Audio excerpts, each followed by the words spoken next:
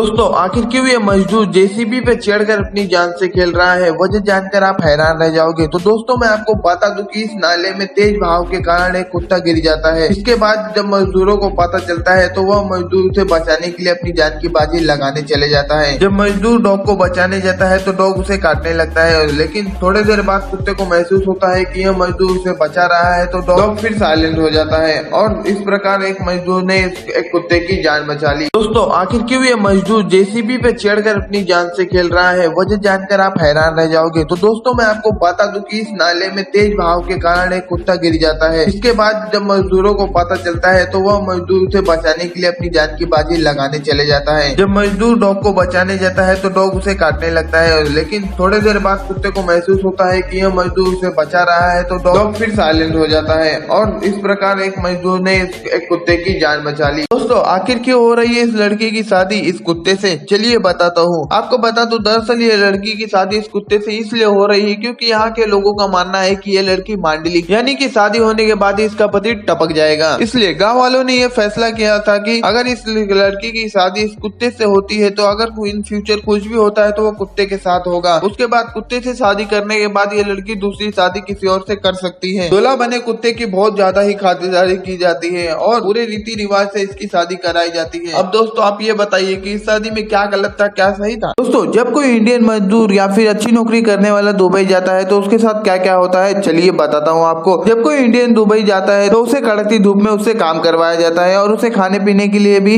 अच्छी जगह नहीं दी जाती और न ही रहने के लिए अच्छा मकान दिया जाता है। क्यों ऐसा ही सोच रहे हो क्या? लेकिन दोस्तों मैं आपको बता दूं कि रियलिटी इससे डिफरेंट है। वहाँ पर हर इंडियन वर्कर को 22,000 से 50,000 रुपए तक सैलरी दी जाती है और वहाँ पे अच्छा खाना दिया जाता है तथा रहने के लिए अच्छा मकान भी दिया जाता है और वहाँ पर सब लोग आराम से खाते पीते रहते हैं। और सबसे बड़ी बात यह है कि वहाँ पर आप जितना भी कमाते हो सब आपका होता है। वहाँ पर कोई भी टैक्स सरकार को नहीं देना पड़ता। दोस्तों ट्रेन में सफर करते समय जब भी आप ट्रेन ड्राइवर को देखते हो तो आपके मन में ये सवाल तो जरूर आए होंगे कि क्या ट्रेन ड्राइवर लोगों की सैलरी कितनी होती होगी। तो दोस्तों मैं आपको बता दूं कि ट्रेन ड्राइवर की सैलरी जब स्टार्टिंग में शुरुआती तौर पर असिस्टेंट लोको पायलट के रूप में उन्हें 35,000 रुपए सैलरी दी जाती है और 10-20 साल बाद जब वो ड्राइवर बन जाते हैं तब उन्हें 1 लाख से 1.5 लाख रुपए तक की सैलरी दी जाती है। तो स्कूल के दिनों में ये लड़की प्रेग्नेंट हो जाती है और वो बहुत ज्यादा दुखी रहती है तो दुकानदार उसकी मदद करने के लिए आगे आता है और वो उसे काम सिखाता है और वो उसे काम पे रख लेता है। कुछ दिन बाद भोली भाली लड़कियों को प्रेग्नेंट करने वाला लड़का नई लड़की के साथ उसकी दुकान पर आता है और फिर वह लड़की से वो बोलता है कि हम दोनों शादी करने वाले हैं। ये सुनकर वो लड़की बहुत ज्यादा दुखी हो जाती है। फिर दुकानदार लड़की को उस लड़के की सारी सच्चाई बता देती है। फिर लड़की बिना सोचे समझे उस पर एकदम खींच के एक जड़ देती है। क्या ऐसे लोगों के साथ ऐसा ही होना चाहिए? कमेंट में जरूर बताइएगा दोस्तों।